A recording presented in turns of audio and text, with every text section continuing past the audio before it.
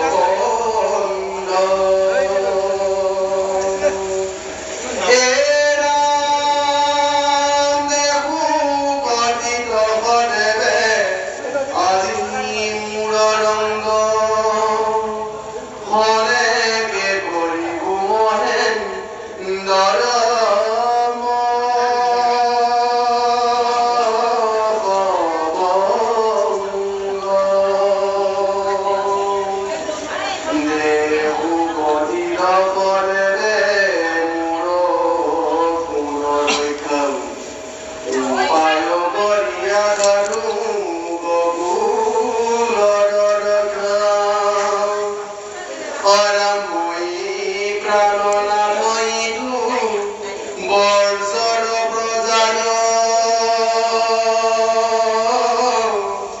R দুঃখ দেহি নহে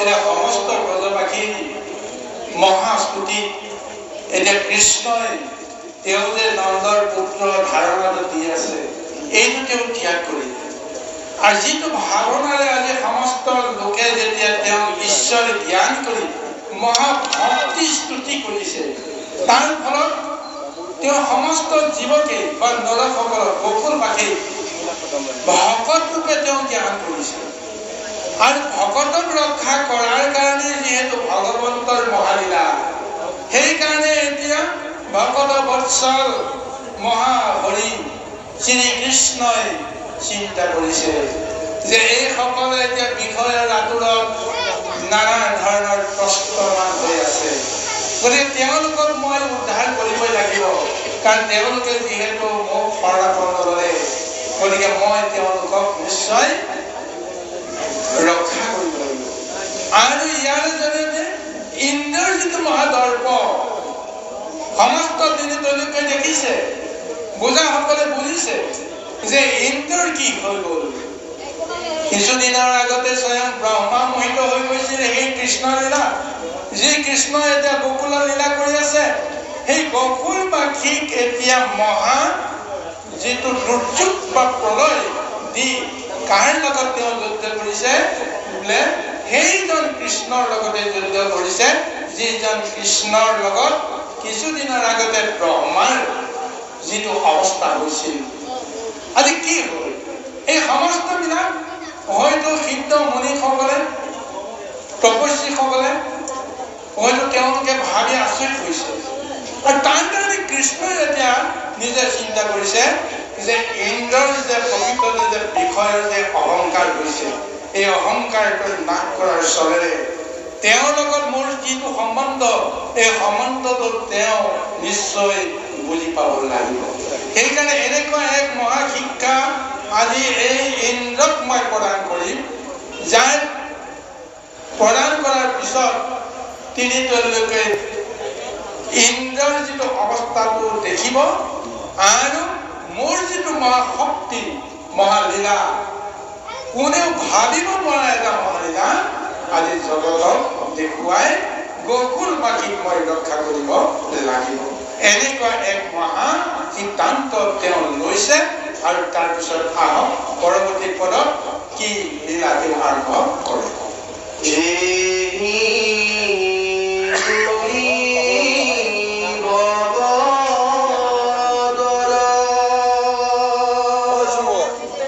Gokula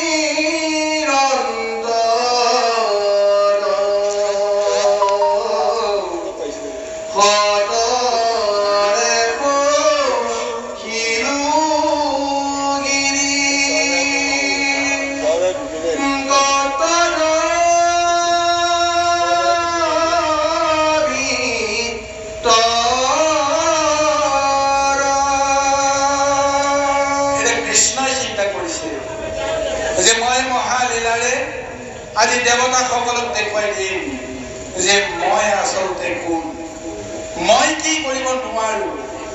এই সমস্তবিলাক আজি জগতে দেখক। আৰু এই বুলি তেওঁ এক ভয়ংকৰ মূৰ্তি ধাৰণ কৰিলে চকুৰ ওচৰত। কোনেও ক'বই নোৱাৰিলে। তেওঁ একে হাতেৰে গোবৰ্ধন পৰ্বতক টানি উভালি পেলালে। এখন হাতেৰে প্ৰথমতে উভালি লৈছে। এখন হাতেৰে উভালি লৈ বেংচতাটো যেনেকৈ আমি তুলি ধৰো, ঠিক তেনেকৈ এটা আঙুলিৰ মূৰত সেই গোবৰ্ধন পৰ্বতক তেওঁ তুলি ধৰি এতিয়া গকুলবাসী কৈছে, হে পিতৃ মাতৃসকল, আহা এতিয়া এই গোবৰ্ধনৰ গিৰি গহ্বৰৰ ভিতৰত তোমালোকে প্ৰৱেশ কৰা আৰু এই গিৰি গোবৰ্ধনৰ তলতে তোমালোকে নিজকে ৰক্ষা কৰা। এই বুলি আজি সমস্তকে তেওঁ আহ্বান কৰিছে। 7 বছৰীয়া এজন ল'ৰাই তেওঁ যে ঈশ্বৰ হয় এই মুহূৰ্তত জগতক তেওঁ দেখুৱাব লগা এটা অৱস্থালৈকে আহিছে। গুৰুসকল, এই মহালীলাটো কৰাৰ পিছত তেওঁলোকেতো আচৰিতে ভাবিছে যে ভাবিব নোৱাৰা এক মহালীলা, কোনো দিন কল্পনাই কৰিব পৰা নোৱাৰা এটা মহালীলা আজি তেওঁলোকে প্ৰত্যক্ষ কৰিছে। তাজ্জব মানিছে, মুখেৰে একো মাত দিব পৰা অৱস্থাত নাই। কৃষ্ণই সকলোকে কৈছে, আহা এতিয়া আৰু চিন্তা নাই যে গোবৰ্ধন পৰ্বতৰ চত্বৰ তলতেই তোমালোকে জিৰণি লোৱা। এই গুৰুসকল, এই মহালীলাটো কৰাৰ অন্তৰালত প্ৰভু ভগৱন্তৰ এটা মহা উদ্দেশ্য আছে। কি কৰিব লগা হ'ল? আৰু এই দাপৰত যে প্ৰভু ভগৱন্তই আহি লীলা কৰিছে, তেওঁ নতুনকৈ ইয়াত এটা লীলা নিজে নিজে সৃষ্টি কৰা নাই। সৃষ্টিৰ ব্যৱস্থাটো তেওঁ কত যুগ আগৰ পৰাই আৰম্ভ হৈছে। সৃষ্টিৰ পাতনিৰ পৰাই তেওঁ এই যোজনাটো কৰিছে, দাপৰত আহি তেওঁ কি কি কৰিব। আৰু তাৰ কাৰণে তেওঁ বিভিন্ন সময়ত লীলা কৰি কাৰোবাক কাৰোবাক বাক্য দিছে, কথা দিছে। সেই অনুসাৰে তেওঁ দাপৰত আহি পূৰ্ণ লীলা কৰিবলৈ প্ৰযত্ন কৰিছে। আজি এই গোবৰ্ধনক যে তেওঁ ধাৰণ কৰিব লগা হ'ল, ইয়াৰ এটা কাহিনী আছে। ভাগৱতত যদিও কাহিনীটো উল্লেখ কৰা নাই, কিন্তু জগতৰ বাকী সমস্তই বুজিবই পৰা নাই যে কৃষ্ণই এনেকুৱা এটা মহালীলা কিয় কৰিব লগা হৈছে। ইন্দ্ৰৰ মনত যদি তেওঁ শুভ চেতনাটো জগাই দিয়াহেঁতেন যে তেওঁ যে ঈশ্বৰ হয়, গতিকে তেওঁক পূজা কৰিলে মোকে পূজা কৰা হয়, গতিকে এনেকুৱা ভাৱনা লোৱাহেঁতেনতো কোনো কাৰণতে ইন্দ্ৰই গোকুলবাসীকটো এনেকুৱা তাৰণা দিব লগা নহয়। কিন্তু কৃষ্ণই এই মুহূৰ্তত সেই শুভ ভাৱনাটো নিদি বিষয়ৰ অহংকাৰ ভাৱনাটো জগাই তুলি তাৰ জৰিয়তে প্ৰভু ভগৱন্তে নিজৰ লীলাটো কৰি দেখুৱাইছে। পূৰ্বতে যে তেতা যুগতে গিৰিৰাজ গোবৰ্ধনক এটা যে তেওঁ বাক্য দিব লগা হৈছিল, এই বাক্যটো এতিয়া তেওঁ পালন কৰিব লাগিব। গতিকে এই কথাটো আমি চমুকৈ বক্তব্য আমি আলোচনা কৰিম আৰু তাৰ পিছতে নিশ্চয় সময়ৰ প্ৰতি লক্ষ্য ৰাখি আমি আসনৰ পৰাও হয়তো বাহুতি ল'ব লাগিব আৰু কেইবাজনো ব্যাখ্যাচাৰ্য প্ৰভু আছে। গতিকে সেইকাৰণে এই গিৰিৰাজ গোবৰ্ধনৰ লগত প্ৰভু ভগৱন্ত কৃষ্ণৰ পূৰ্বতে কিনো সম্বন্ধ আছিল তাৰ বিষয়ে অকণমান আমি আলোচনা কৰিব বিচাৰিছোঁ। তেতা যুগত ৰামচন্দ্ৰই যেতিয়া সীতাক উদ্ধাৰ কৰিবৰ কাৰণে সেতু বান্ধিবলৈ প্ৰযত্ন কৰিছিল, ইয়াৰ আগতে সেতু বন্ধাৰ আগমুহূৰ্তত তেওঁ কি কৰিলে সেইটো বেলেগ কথা। কিন্তু সেতু বন্ধাৰ সময়ত সমস্ত জনকে, সমস্ত জীৱকে, ভালুক বানৰকে আদি কৰি সকলোকে তেওঁ আদেশ দিছিল, যাৰ যেনেকুৱা শক্তি সেই শক্তিৰে সমস্ত সম্পদবিলাক আনি যেন সাগৰত পেলাই আৰু সাগৰত যেন সেতু বন্ধাৰ কৰ্মটো সাধন হয়, খোজ কাঢ়িয়ে যেন সাগৰ পাৰ হৈ লংকাত প্ৰৱেশ কৰি সীতাক যেন উদ্ধাৰ কৰিব পাৰে। তাৰ কাৰণে ৰামচন্দ্ৰই সকলোৰে যেতিয়া সহায় বিচাৰিলে আৰু মহাভক্ত হনুমন্তটো সকলো সময়তে তেওঁ প্ৰস্তুত থাকে আৰু সেই হনুমন্ত বিভিন্ন ঠাইলৈ উৰা মাৰি শক্তি অনুসাৰে সৰু সৰু বা সৰু বৰ গিৰি সিংহ এই সমস্তবিলাক উভালি উভালি আনি তেওঁ সাগৰত পেলাই গৈছে আৰু এনেদৰে তেওঁ কৰ্ম কৰিবলৈ যাওঁতে যেতিয়া গিৰিৰাজ হিমালয়ত উপস্থিত হ'ল হিমালয়ৰ পৰাও যেতিয়া তেওঁ পাহাৰ খান্দিবলৈ আৰম্ভ কৰিলে তেতিয়াই গিৰিৰাজ গোবৰ্ধনে হনুমন্তক বাধা দিছিল যে মোৰ বিনা অনুমতি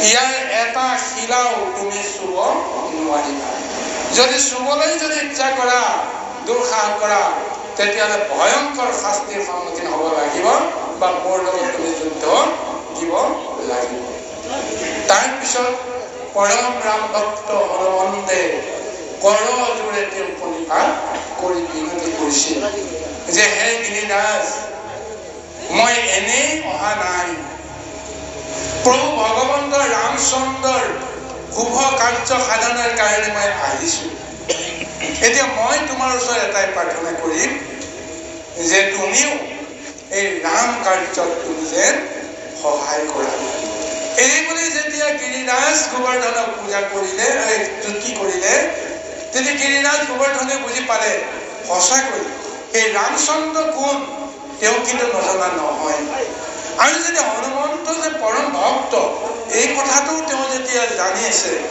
আৰু ৰাম কাৰ্য সিদ্ধিৰ কাৰণে হনুমন্তই যিকোনো কৰ্মকে কৰিবলৈ যে তেওঁ বাধ্য এই কথাটো বুজি পোৱাৰ পিছত তেওঁৰ মনত এনেকুৱা এটা ভাৱনা আহি গ'ল যে এই ক্ষণতে যদি মই প্ৰভু দৰ্শন লাভ কৰিব পাৰোঁ কাৰণ প্ৰভুৱেতো কোনো কাৰণতে লীলা কৰি ফুৰিবলৈ এই গিৰিৰাজ হিমালয়লৈকে তেওঁ নাহে তেওঁ লীলাভূমি বেলেগ এটা পৰিসৰত বন্ধা হৈ আছে কিন্তু সেই প্ৰভু ভগৱন্তকে মই বিচাৰিছোঁ আৰু যদি আজি হনুমন্তৰ জৰিয়তে তেওঁক যদি মই দৰ্শন কৰিব পাৰোঁ তেতিয়াহ'লে মোৰ কিমান সৌভাগ্য হ'ব এনেকুৱা এটা ভাবি গিৰিৰাজ গোবৰ্ধনে হনুমন্তক কৈছিল মই তোমাক এটা চৰ্ত দিব বিচাৰোঁ যদি সেই চৰ্ত তুমি মানা তেতিয়াহ'লে মই তোমাক সহায় কৰিম বা মই তোমাৰ লগত যাম তুমি মোক লৈ যাব পাৰিবা হনুমন্তে ক'লে হ'ব প্ৰভু ভগৱন্তৰ কৃপাত তোমাৰ সমস্ত বাঞ্ছাই বোলে পূৰণ হ'ব তেতিয়া গিৰিৰাজে কৈছিল যে মোক আন একো নালাগে কেৱল তুমি আশ্বাস দিয়া প্ৰভু ভগৱন্তৰ স্পৰ্শ মই পামনে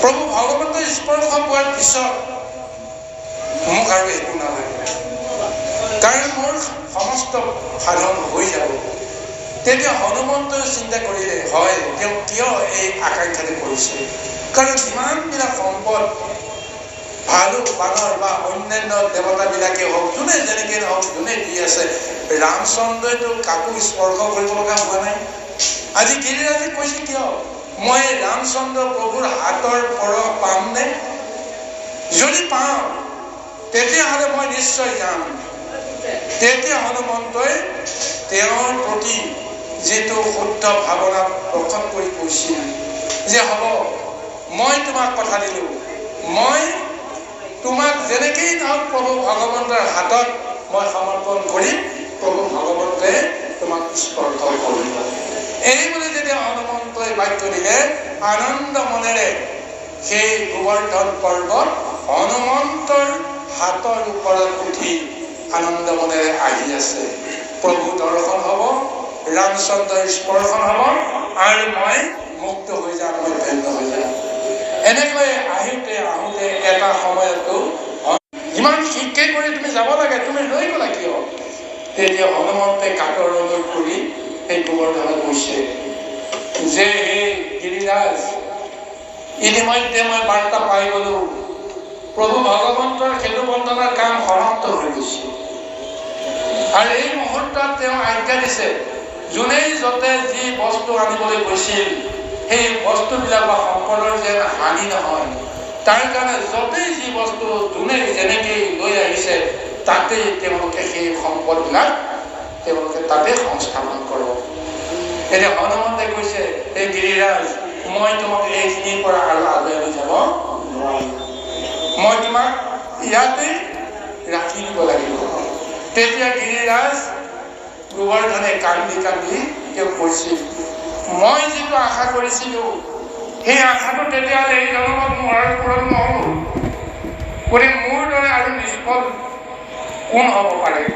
এইবুলি যেতিয়া তেওঁ কান্দিছিল, হনুমন্তে তেওঁৰ কান্দোন শুনি দেখি তেওঁৰ অৱস্থাটো দেখি পুনৰ তেওঁ বাক্য দিছে যে, গিৰিৰাজ, তুমি কোনো কাৰণতে ভয় কৰিব নালাগে, চিন্তা কৰিব নালাগে।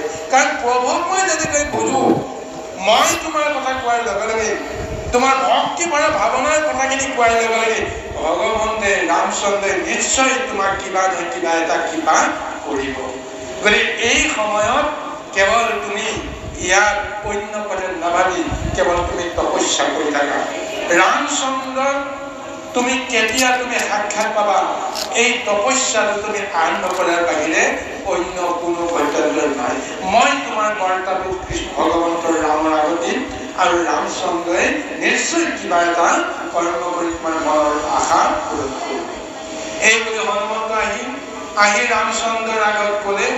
ৰামচন্দ্ৰটো তেওঁলোকে জানেই, তথাপিও যেতিয়া হনুমন্তৰ পৰা শুনিলে, হনুমন্তৰ পৰা শুনাৰ পিছত তেওঁ হনুমন্তক বাক্য দিছে, হ'ব, তুমি যিহেতু তুমি কাৰোবাক মোৰ ভক্ত এজনক তুমি যে বাক্য দিলা, গতিকে মই তোমাৰ বাক্য ৰক্ষা কৰিম আৰু সেই গোবৰ্ধনক মই এদিন হ'লেও স্পৰ্শ কৰিম।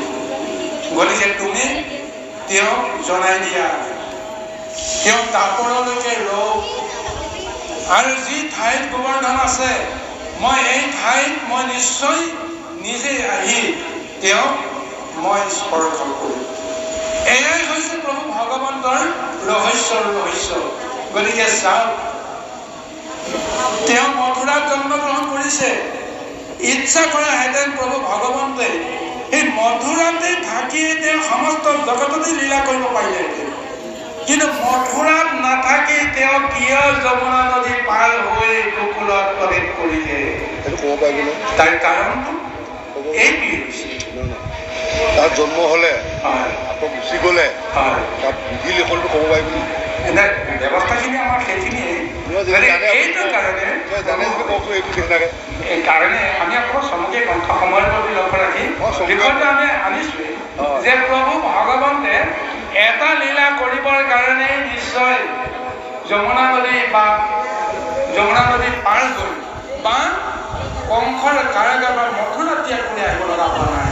তাৰ ভিতৰত অন্যান্যবিলাকৰ মাজত এই গিৰি গোবৰ্ধনক সাক্ষাৎ কৰা, গিৰি গোবৰ্ধনক মুক্তি দিয়া, গিৰি গোবৰ্ধনক কৃপা কৰা, এই কথাখিনি তেওঁ যেতিয়া বান্ধ খাই আছে, গতিকে নিজকে নিজে সেই বান্ধৰ পৰা তেওঁলোকক উদ্ধাৰ কৰিব লাগিব। ভকতক উদ্ধাৰ কৰাৰ চলেৰে তেওঁ নিজৰ বাক্য ৰক্ষা কৰিব পাৰিব লাগিব। এই কাৰণে তেওঁ চৰম সিদ্ধান্ত লৈ তেওঁ লীলা কৰিবলৈ আহি কংসৰ নগৰ ত্যাগ কৰিব লগা হৈছে, পিতৃ মাতৃক ত্যাগ কৰিব লগা হৈছে। গতিকে